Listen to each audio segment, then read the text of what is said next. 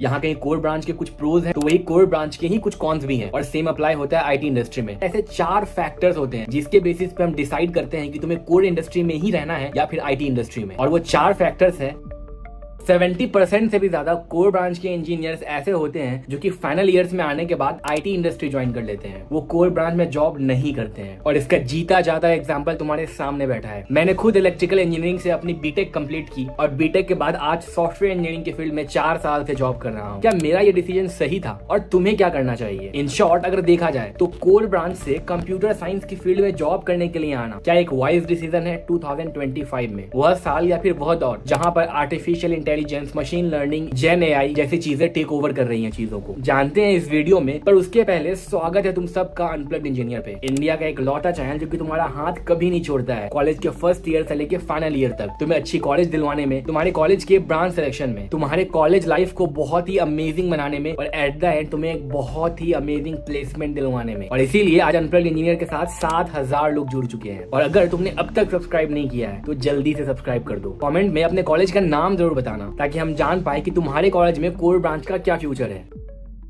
सबसे पहली बात, कोर ब्रांच किसे कहते हैं? Electrical, mechanical, civil, chemical, aeronautics, ये सारे कोर ब्रांच के कैटेगरीज में आते हैं। और आईटी ब्रांचेस यानी कि CSIT, ईसी को भी सेमी आईटी लोग बहुत कहते हैं, but EC is a branch which is neither core neither IT. और इसी के साथ सबसे पहला सवाल आता है कि अगर तुम कोर ब्रांच के होते हुए कोर इंडस्ट्री में जॉब करते हो देन तुम्हारे प्रोज और कॉन्स क्या क्या है। अब देखो, जैसे कि मैंने बीटेक में 4 साल इलेक्ट्रिकल इंजीनियरिंग पढ़ा, मेरा कोडिंग से कोई वास्ता नहीं था, मुझे कोडिंग का सी तक नहीं आता था। अगर मेरे फर्स्ट सेमेस्टर के सी प्रोग्रामिंग के स्कोर तुम जान जाओगे तो मेरे वीडियोस को देखना बंद कर दोगे, क्योंकि भरोसा ही नहीं होगा कि ये बंदा जो खुद इतना कम स्कोर लाता था वो कैसे एडवाइस कर सकता है। बट आई वुड रिक्वेस्ट कि तुम मेरे फर्स्ट सेमेस्टर के मार्क्स नहीं बट आज के करंट पैकेज को देखो, क्योंकि मैं अपने 4 साल कोडिंग में इतना खराब था और इसीलिए मुझे बहुत ज्यादा मेहनत करना पड़ा 4 साल के बाद सिर्फ 1 साल में कोडिंग सीखने में, सारी चीजों को अप्लाई करने में और आईटी इंडस्ट्री में अपनी एक पहचान बनाने के लिए। बट सोचो, अगर मैं आईटी इंडस्ट्री में आना ही नहीं चाहता, मैं ये चाहता कि मैं कोर इंडस्ट्री में ही जॉब करूं, मैं ये चाहता कि कोर फील्ड में ही अपनी पहचान बनाऊं, तो क्या मेरे लिए इलेक्ट्रिकल इंजीनियरिंग के फील्ड में अपनी पहचान बनाना ज्यादा इजी नहीं होता as compare to IT industry? क्योंकि जो चीजें मैं 4 साल पढ़ रहा होता उन्हीं चीजों के अंदर मैं जॉब कर रहा होता। मैं तुम्हें बता दूं कि मेरी CGPA अपने कॉलेज में टॉप 10 स्टूडेंट्स में से थी। स्टिल मैंने चूज किया इलेक्ट्रिकल से छोड़कर आईटी जॉब्स में आने के लिए। बट अगर मैं इलेक्ट्रिकल में ही रहता तो सबसे पहला बात, मैं अपनी ही फील्ड में जॉब कर रहा होता जो कि मैंने पढ़ाई किया है 4 साल। मेरे पास ऑलरेडी डेप्थ नॉलेज रहती। मैं आज भी ये मानता हूँ कितनी भी अच्छी पैकेज हो जाए या फिर 4 साल तक मैंने आईटी इंडस्ट्री में जॉब भी क्यों ना कर लिया हो, कंप्यूटर साइंस के स्टूडेंट्स के इतना डेप्थ वाली कोर नॉलेज आज भी नहीं है। जबकि अगर मुझे इलेक्ट्रिकल इंजीनियरिंग के बारे में पूछा जाए तो मुझे स्टिल उनके बारे में ज्यादा पता है। इलेक्ट्रिकल इंजीनियरिंग में हमें बहुत कुछ बताया गया था, बहुत कुछ पढ़ाया गया था, बहुत सारे लैब प्रैक्टिकल एग्जाम्स किए थे। तो इसका सीधा सीधा प्रोज में ये आता है, अगर तुम कोर ब्रांच के होते हुए भी कोर ब्रांच में जॉब करते हो ना कि आईटी इंडस्ट्री में, देन तुम्हारे पास डेप्थ नॉलेज ऑलरेडी रहेगी। तुम्हें कोई भी चीज शुरू से पढ़ने की जरूरत नहीं पड़ेगी लाइक कोडिंग। तुम्हें कोई भी चीज ऐसी नहीं सीखनी पड़ेगी जहाँ पे तुम्हें खुद से सीखना पड़े। अगर तुम मैकेनिकल के हो, सिविल के हो या फिर जिस भी ब्रांच के हो, वो चीजें तुम्हें 4 साल से टीचर्स पढ़ा रहे होंगे। जबकि अगर तुम कोर्स से होकर आईटी में जाने का प्लान करते हो, तुम्हें नए कोर्सेस लेने पड़ेंगे, एक्सपेंसिव क्लासेस लेने पड़ेंगे, खुद से मेहनत करना पड़ेगा,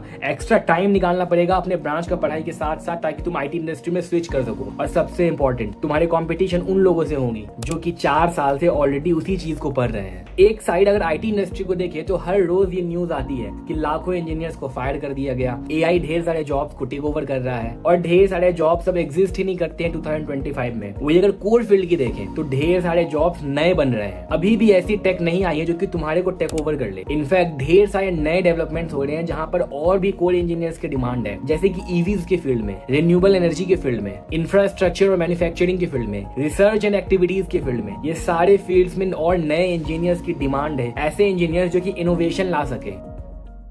अब मैंने तुम्हें इतने सारे प्रोज बता दिए कोर इंडस्ट्री के, तो अब कोर इंडस्ट्री के कॉन्स भी सुन लो। कोर इंडस्ट्री का सबसे बड़ा कॉन्स ये है, कोर इंडस्ट्री में जॉब्स लिमिटेड होते हैं। तुम्हें अपनी पहचान बनाने के लिए तुम्हें बहुत ही ज्यादा स्किल्ड होना पड़ेगा। जबकि आईटी इंडस्ट्री में अगर तुम एक एवरेज इंजीनियर भी होते हो तो भी तुम्हारा स्लो ग्रोथ हो सकता है। जबकि कोर इंडस्ट्री में तुम्हें अपनी पहचान बनाने के लिए बहुत ही ज्यादा मेहनत करना पड़ेगा। एवरेज स्टूडेंट्स की कोई जगह नहीं है कोर इंडस्ट्री में। कोर इंडस्ट्री में सिर्फ हाईली स्किल्ड इंजीनियर्स की डिमांड है। जो एवरेज इंजीनियर्स है वो सिर्फ जूनियर इंजीनियर्स के पोजीशन तक वैलिड रहते हैं। कोर इंडस्ट्री में अच्छी जॉब लेने के लिए तुम्हें एटलीस्ट एमटेक या फिर गेट क्लियर करना ही पड़ेगा, जबकि आईटी इंडस्ट्री में तुम एक एवरेज स्टूडेंट होकर भी अपनी पहचान बना सकते हो। तुम एक एवरेज स्टूडेंट होकर भी स्लो ग्रोथ कर सकते हो, बट तुम्हारा ग्रोथ एक्सपोनेंशियल होगा। यानी कि तुम्हारी पहली साल की सैलरी 4 LPA होगी, बट 1.5 साल बाद ही तुम्हारी सैलरी की पोटेंशियल 9 से 10 LPA तक जाने की है, और उसके अगले साल में तुम 15 से 20 LPA तक जा सकते हो। जबकि कोर इंडस्ट्री में ये ग्रोथ एक्सपोनेंशियल कभी नहीं होता। कोर इंडस्ट्री में सैलरी ग्रोथ हमेशा 15 से 20% के रेशियो पे बढ़ती है। आईटी इंडस्ट्री में जॉब डिमांड बहुत ज्यादा है। मास रिक्रूटर्स जैसे कि इन्फोसिस, विप्रो, TCS, ये सारी कंपनीज ही 80 से 90 हजार इंजीनियर्स एक साल में हायर करती है। माना कि वो एवरेज पैकेज में ही करती है, बट मैंने तुम्हें अभी ही कैलकुलेशन बताया था। अगर तुम अपनी जॉब 4 LPA से भी शुरू करते हो, सिर्फ 3 साल में तुम्हारे पास पोटेंशियल है कि तुम 20 LPA तक जा सकते हो। ऑफ कोर्स आईटी इंडस्ट्री में AI की डिमांड आज बहुत ज्यादा बढ़ गई है, सो उसके अकॉर्डिंग तुम्हें इवॉल्व होना पड़ेगा। अगर तुम्हारे पास इन सभी चीजों की नॉलेज अच्छी खासी नहीं है, देन तुम फिर से पीछे रह जाओगे। पर अब तुम बोलोगे भैया यार आप तो प्रोज एंड कॉन्स दोनों के ही बता के और भी ज्यादा कंफ्यूज कर दिए। यहाँ कहीं कोर ब्रांच के कुछ प्रोज है तो वही कोर ब्रांच के ही कुछ कॉन्स भी हैं, और सेम अप्लाई होता है आईटी इंडस्ट्री में। तो हम चूज क्या करें? प्रोज एंड कॉन्स भी जानना तुम्हें बहुत ही जरूरी था, बट अब इसके बाद ऐसे 4 फैक्टर्स होते हैं जिसके बेसिस पे हम डिसाइड करते हैं कि तुम्हें कोर इंडस्ट्री में ही रहना है या फिर आईटी इंडस्ट्री में। और वो 4 फैक्टर्स है interest, skills, growth and location. सबसे पहली बात कि तुम्हें कोर इंडस्ट्री में इंटरेस्ट है या नहीं है। आधे बच्चे दुनिया के ऐसे होते हैं जो कि कोर ब्रांच सिर्फ और सिर्फ इसलिए चूज करते हैं अपने बीटेक करियर में क्योंकि उन्हें CSIT नहीं मिल सका था। उनकी स्कोर इतनी ज्यादा अच्छी नहीं थी कि वो CSIT जैसे ब्रांच में एडमिशन ले सके, और इसीलिए वो कोर ब्रांच चूज करते हैं। तो सबसे पहला डिसाइडिंग फैक्टर है तुम्हारा इंटरेस्ट है या नहीं। 4 साल तक जब तुम बीटेक करते हो देन तुम्हारा इंटरेस्ट शिफ्ट हो जाता है। तुम्हें रियलाइज होता है कि तुम्हें CSIT तो बस मार्केटिंग गिमिक था, तुम्हें CSIT में नहीं बल्कि तुम्हें कोर इंडस्ट्री में एक्चुअल इंटरेस्ट है। ऑटोमेटिकली तुम कोर इंडस्ट्री के चीजों को लाइक करना, उनके प्रोजेक्ट्स में काम करना शुरू कर देते हो। तो 4 साल तक पढ़ाई करने के बाद अगर तुम्हें लगता है कि तुम्हारा इंटरेस्ट कोर फील्ड में ज्यादा है या फिर आईटी इंडस्ट्री में, उसके बेसिस पे तुम्हें ये डिसीजन लेना चाहिए। सेकंड फैक्टर जो कि इंपैक्ट करता है वो है स्किल्स। ऐसा ही नहीं होता कि मुंह उठा के आए अचानक से 4 साल बाद बोले कि मुझे तो आईटी इंडस्ट्री में जाना है। क्या आईटी इंडस्ट्री में जाने के लिए तुमने उसके बेसिक्स क्लियर किए? क्या तुम्हारे पास बेसिक कोडिंग स्किल्स से लेकर एडवांस कोडिंग स्किल्स तक सीखने का एटलीस्ट जुनून भी है? कई बार ऐसा होता है कि मुझे इंटरेस्ट है उस चीज में बट मुझे आता कुछ नहीं है। आई एम श्योर 4 साल तक तुम बीटेक अगर कोर ब्रांच में पढ़ते हो देन तुम्हारे पास गुड इनफ स्किल्स होंगे कि तुम कोर ब्रांच में ही रहो या फिर कोर ब्रांच में ही जॉब करो। Third, location. लोकेशन के साथ कंफर्टेबल होना बहुत इंपॉर्टेंट फैक्टर है। आईटी इंडस्ट्री में अगर तुम जॉब करते हो तुम्हारी मोस्टली लोकेशन बैंगलोर, पुणे, दिल्ली ऐसे आईटी सिटीज में होती है। अगर तुम कोर ब्रांच में लेते हो देन तुम्हारी पोजीशन, तुम्हारी लोकेशन मोस्ट प्रोबेबली ऐसे आईटी बड़े फैंसी सिटीज में नहीं होती है, किसी टियर 2 या टियर 3 सिटीज में होती है या फिर किसी गांव में होगी। इस टाइप के लोकेशंस के साथ तुम्हें कंफर्टेबल होना पड़ेगा। तुम्हारी सैलरी तो बहुत ही अमेजिंग होगी बट लोकेशंस तुम्हें फैंसी सिटीज में मिलना एटलीस्ट स्टार्टिंग के 5 साल तो बहुत ही मुश्किल है। तुम 5 साल को बहुत ही अच्छे पोजीशन पे आ जाते हो देन शायद तुम्हें ऐसे सिटीज में जहां पर तुम्हारा ऑफिस हो वहां पर मिल जाएगा। आईटी इंडस्ट्री में तुम ऑफिस जाते हो, एसी के बंद कमरे में डेस्क पे जॉब करते हो, बट कोर इंडस्ट्री में तुम्हें फील्ड पे जाना पड़ता है। वहां पे तुम्हें लोगों के साथ चीखना, चिल्लाना, बात करना पड़ता है। कंप्यूटर पे काम नहीं होता है, फिजिकल काम करना पड़ता है। जूनियर इंजीनियर या वर्कर से उनके साथ इंटरेक्ट करना पड़ता है, उनसे काम करवाना पड़ता है। तो अगर तुम इस चैलेंज को भी लेने के लिए तैयार हो देन तुम्हें कोर इंडस्ट्री में रहना चाहिए। तुम्हें ये बात बहुत ही अच्छे से पता होना चाहिए। अगर तुम्हें नहीं पता देन तुम्हें मेरे पिछले 5 वीडियोस को जरूर देखना चाहिए जिसमें मैंने ये बताया है कि कैसे कोर इंडस्ट्री की ग्रोथ और आईटी इंडस्ट्री की ग्रोथ बहुत ही अलग है। कोर वर्सेस आईटी इंडस्ट्री के ये सीरीज की आखिरी वीडियो है, इसीलिए कोर और आईटी के बीच जितने भी डाउट्स हैं मैंने पास्ट के कुछ वीडियोस में सभी क्लियर कर दिए हैं कि तुम्हें ब्रांच लेना चाहिए कि नहीं, तुम्हें जॉब लेना चाहिए कि नहीं, तुम्हें कोर से आईटी में स्विच कैसे करना चाहिए, तुम्हें क्या आना चाहिए, आईटी वालों और कोर वालों के लिए क्या क्या बीटेक प्रोजेक्ट्स अवेलेबल है, ये सभी मैंने पास्ट के वीडियोस में बता दिए हैं। और इसी के साथ लास्ट फैक्टर है ग्रोथ। आईटी इंडस्ट्री में ग्रोथ एक्सपोनेंशियल होती है और वही कोर इंडस्ट्री में ग्रोथ तुम्हें स्टार्टिंग का पैकेज ही 10 to 12 LPA मिल जाएगा बट उसके बाद 15 से 20% के हिसाब से ग्रोथ होती है। अगर ओवरऑल कैलकुलेट किया जाए देन सैलरी डिफरेंस दोनों में ही कहीं बहुत ज्यादा नहीं होता है। तुम 3 साल बाद यहाँ पर एक्सपोनेंशियली ग्रोथ होकर पहुंचोगे 4 LPA से 20 LPA पे। हो सकता है तुम कोई इंडस्ट्री में ज्वाइन ही कर लो 20 LPA या 15 LPA पे। एट द एंड 4 साल बाद की सैलरी तुम्हारी उतनी ही होगी बट स्टार्टिंग सैलरी दोनों में डिफरेंट होती है। दोनों में वर्क कल्चर डिफरेंट होता है, वर्क एनवायरमेंट, ग्रोथ का माहौल डिफरेंट होता है। और फाइनली मैं इसी बात से कंक्लूड करना चाहूंगा कि इस क्वेश्चन का कोई भी एक परफेक्ट आंसर नहीं है। मैंने फैक्टर्स बता दिए, इन फैक्टर्स को तुम अपने कॉपी पेन लेके लिखो और खुद से डिसाइड करो क्या इंटरेस्ट, क्या लोकेशन, क्या ग्रोथ तुम्हारे लिए सुटेबल होता है। और सबसे पहले इस चैनल को सब्सक्राइब करना क्योंकि आने वाली वीडियोस में तुम्हें बहुत ही हेल्पफुल इन्फॉर्मेशन मिलने वाले हैं जो कि तुम्हारी इंजीनियरिंग जर्नी को 10x ग्रोथ देगा, एक अच्छी पैकेज की ओर लेके जाएगा। मिलते हैं नेक्स्ट वीडियो में।